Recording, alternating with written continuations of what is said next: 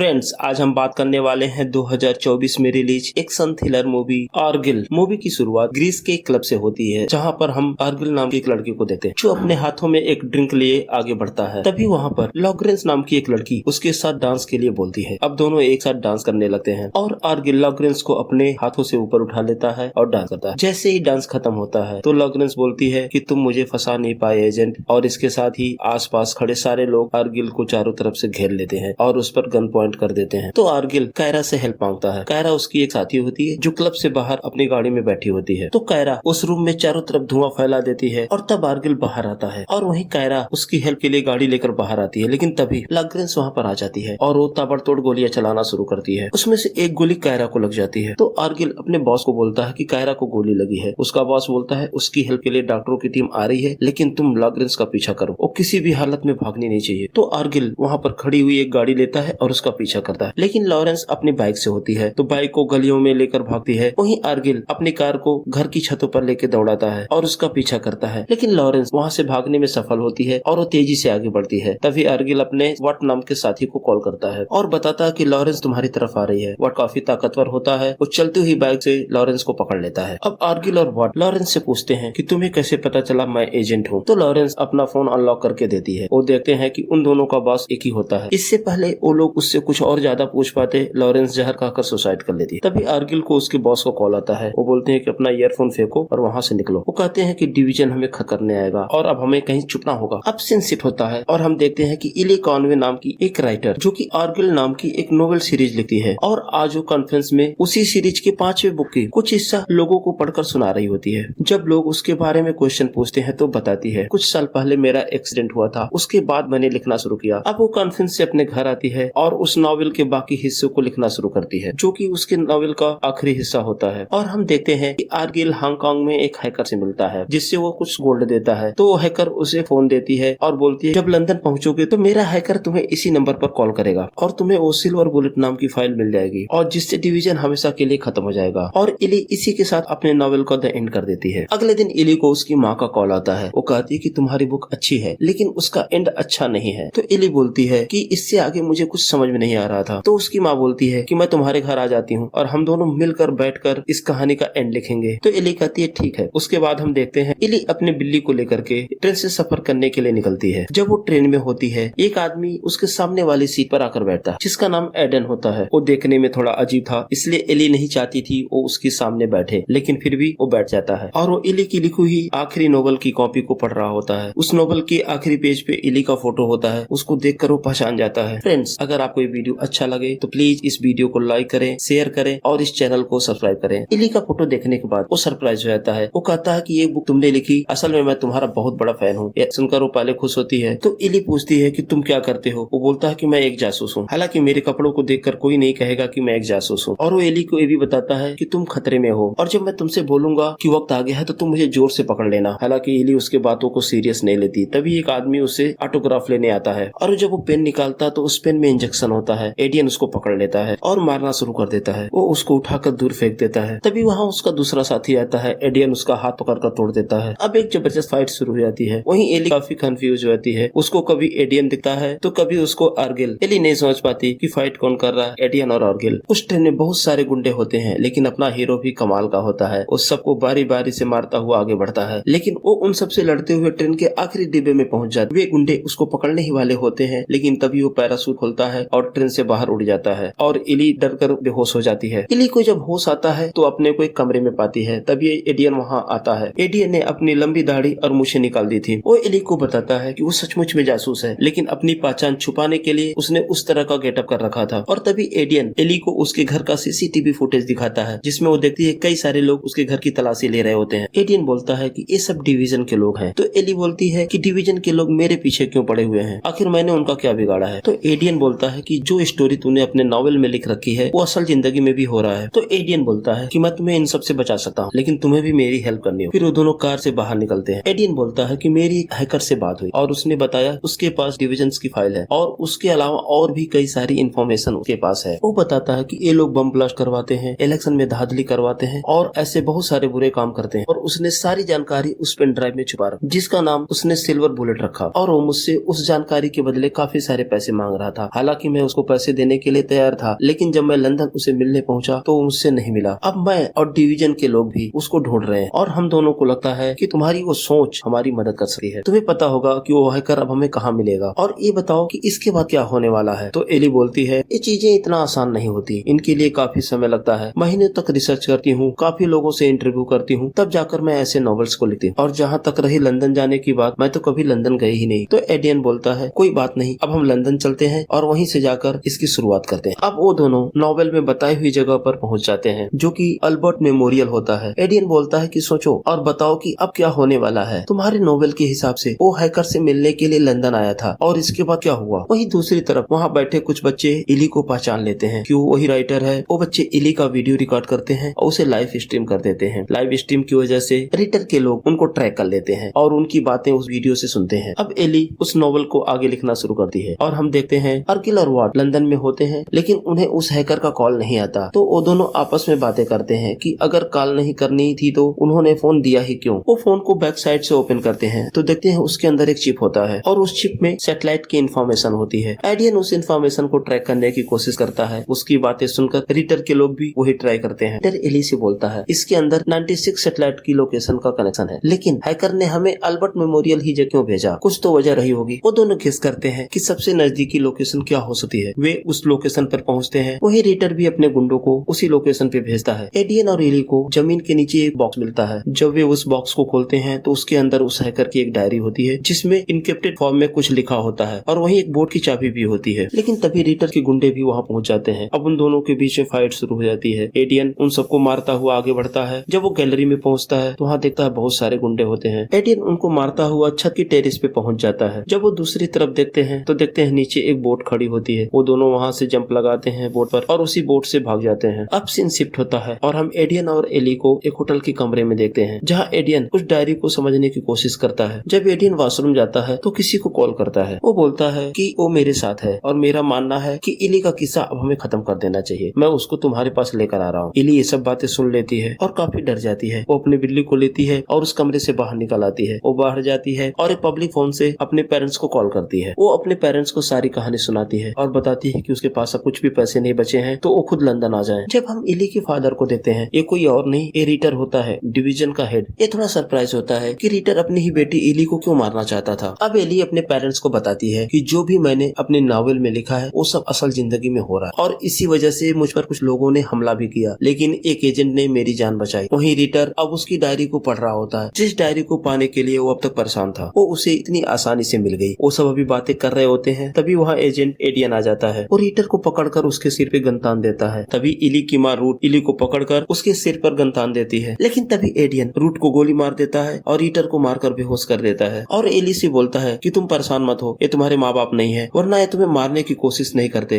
अब वो दोनों वहाँ से भागते हैं। अब एडियन इली को अपने कार से लेकर निकलता है। हालांकि इली काफी परेशान होती है, उसे कुछ भी समझ नहीं आता कि जिनको वो अपना माँ बाप समझती थी उन्होंने उसको मारने की कोशिश की। पिछले 2 दिनों में इली की जिंदगी पूरी तरह से बदल गई थी। अब एडियन इली को लेकर एक जगह पहुंचता है और वो इली को former CIA deputy director Alfie Solomon से मिलवाता है। हालांकि इली की बिल्ली का नाम भी एल्फी होता है। वो इली को बताता है कि उसके अंगूर के बागान है। वो इली को उस घर के अंदर ले जाता है जहाँ उसने अपना एक ऑफिस बना रखा होता है, और वो इली को बताता है कि तुम जो भी अपने नॉवेल में लिखती हो वो सच हो जाता है। ये कोई इत्तेफाक नहीं है, क्योंकि तुम खुद ही एक जासूस हो और तुम्हारा नाम है आर्काइल। इली को ये सब बातें बकवास लगती हैं। वो गुस्से में बाहर आती है और एडियन से बोलती है, ये सब झूठ है, मैं तो एक राइटर हूँ और जो जासूसी के नॉवेल्स लिखती हूँ। तो एडियन बोलता है कि तुम एक स्पाई एजेंट हो, लेकिन इली उसकी बात को मानने के लिए तैयार नहीं थी। तभी एडियन उस पर हमला कर देता है। तो इली उसके हर वार को अपने हाथों से रोक लेती है और एडियन को पकड़कर जमीन पर गिरा देती है। हालांकि ऐसा करने के बाद इली खुद भी सरप्राइज हो जाती है, कैसे वो एडियन जैसे फाइटर को मार सकती है। तो एली एडियन से पूछती है कि सच बताओ कि मैं कौन हूँ। और इधर एल्फी उस हैकर की बुक को डिक्रिप्ट करने की कोशिश करता है। दूसरी तरफ हम रीडर को देखते हैं, जिसने अपने चश्मे में लगे हुए कैमरे से उस सारे डायरी की फोटो खींच ली थी और अपनी टीम को बोलता है कि हमें जल्द से जल्द डिक्रिप्ट करना होगा। अब एली एडियन से पूछती है कि ये सच तुम मुझे पहले भी बता सकते थे, लेकिन नहीं बताया। तो एडियन बोलता है कि हम चाहते थे कि तुम्हारी याददाश्त अपना टाइम लेकर ही वापस आए। अगर हम जल्दीबाजी करते तो शायद तुम्हारी याददाश्त हमेशा के लिए खत्म हो जाती। तो एडियन बोलता है कि हमें नहीं पता कि तुम्हारे साथ क्या हुआ उस दिन। लास्ट टाइम तुम उस हैकर से मिलने लंदन गई थी, उसके बाद तुम्हारे साथ क्या हुआ किसी को कुछ नहीं पता। तुम पुलिस वालों को घायल मिली, उन्होंने तुम्हें हॉस्पिटल में एडमिट किया, तुम काफी दिनों तक कोमा में थी और तुम्हारे चारों तरफ काफी टाइट सिक्योरिटी थी, जिस वजह से हमारा वहाँ पहुँचना नामुमकिन था। तो रीटर और रूथ दोनों मिलकर तुम्हारे नकली माँ बाप बनने का नाटक किया। फिर तुम्हें धीरे धीरे वो रोज वही बातें बताते जिससे तुम अपने आप को वही समझने लगी। वही रूथ हिप्नोटाइज में एक्सपर्ट है। उसने एक म्यूजिक बॉक्स के द्वारा तुम्हें हिप्नोटाइज किया और तुम्हारी एक नई पहचान बनाई। उन्होंने तुम्हें बताया कि पहले तुम एक राइटर थी, तो तुम अपनी पिछली जिंदगी की बातें धीरे धीरे उस नॉवेल्स में लिखने लगी। और रीटर यही चाहता था कि तुम उन सब बातों को उस नॉवेल में लिखो ताकि वो जान पाए। और ऐसा करते करते 5 साल निकल गए। वास्तव में मैं तुम्हारा पार्टनर हुआ करता था। और ग्रीस में जो कायरा को गोली लगी वो भी असल में थी। वही एल्फी उस डायरी को डिक्ट कर लेता है और बताता है कि वो मास्टर फाइल रहस्य की पहरेदार अलबद्रा के पास है। और कुरान के हिसाब से किसी का राज बनाए रखना खुदा की इबादत होती है और उस राज को दूसरों को बताना नापाक होता है। अलबद्र अपने मजहब की इज्जत करना खूब जानती है और उस मास्टर फाइल को सिर्फ उस शख्स को देगी जो उसका हकदार है, यानी कि तुम्हें इली। अब एडियन और इली अलबद्र से मिलने के लिए अरेबिया जाते हैं, लेकिन अलबद्र के गार्ड्स एडियन को अंदर जाने से मना कर देते हैं। इली अलबद्र से मिलती है। अलबद्र उसे वो सिल्वर बुलेट फाइल देती है जो कि एक पेन ड्राइव होता है। जब इली उस पेन ड्राइव को ओपन करके चेक करती है तो देखती है उसमें डिवीजन के लोगों की इंफॉर्मेशन होती है, लेकिन इली उस फाइल में अपना नाम देती है। ये देखकर वो चौंक जाती है। इसका मतलब इली भी पहले डिवीजन के लिए ही काम करती थी। अब इली नीचे आती है। वो एडियन को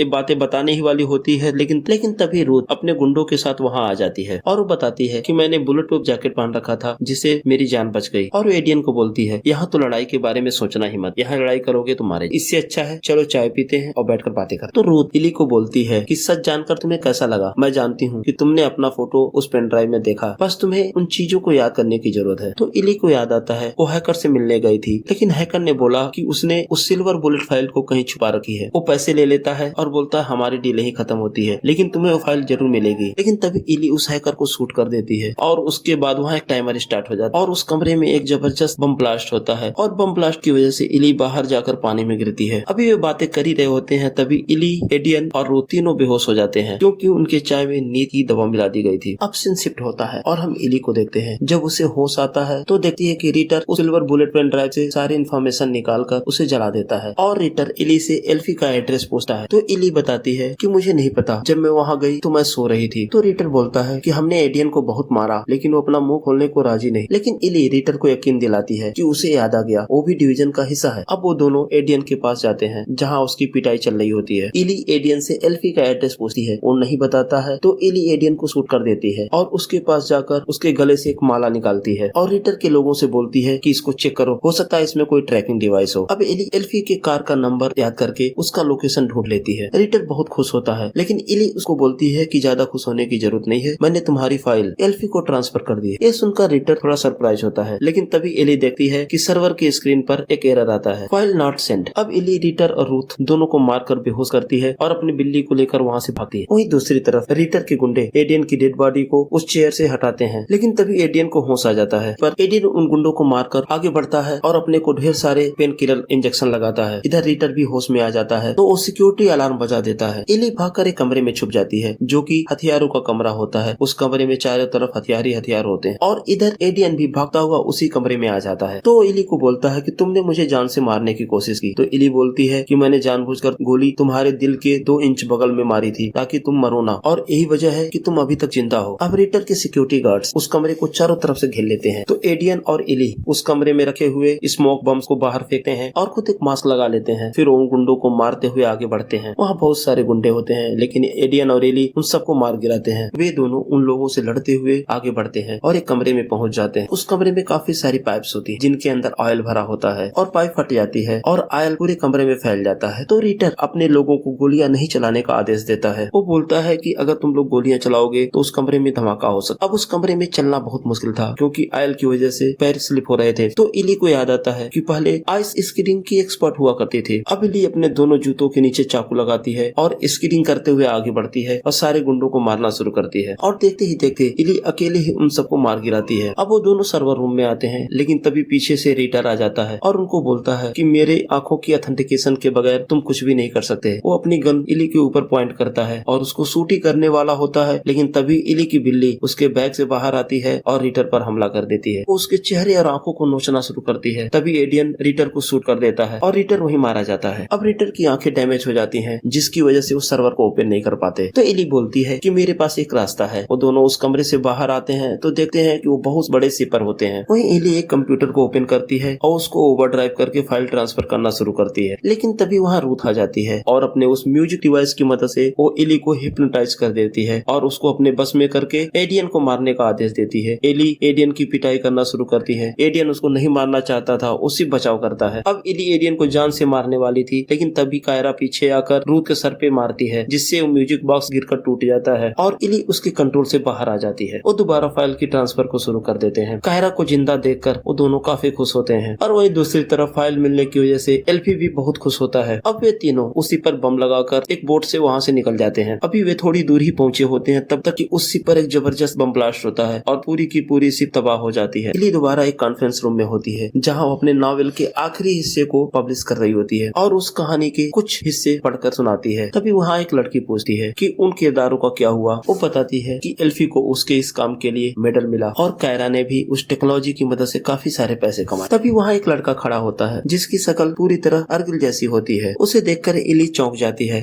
और इसी के साथ ये मूवी समाप्त हो जाती है। तो फ्रेंड्स, कमेंट सेक्शन में हमें जरूर बताएं आपको ये मूवी कैसी लगी और अगर अभी तक आपने मेरे चैनल को सब्सक्राइब नहीं किया तो प्लीज सब्सक्राइब करें। धन्यवाद।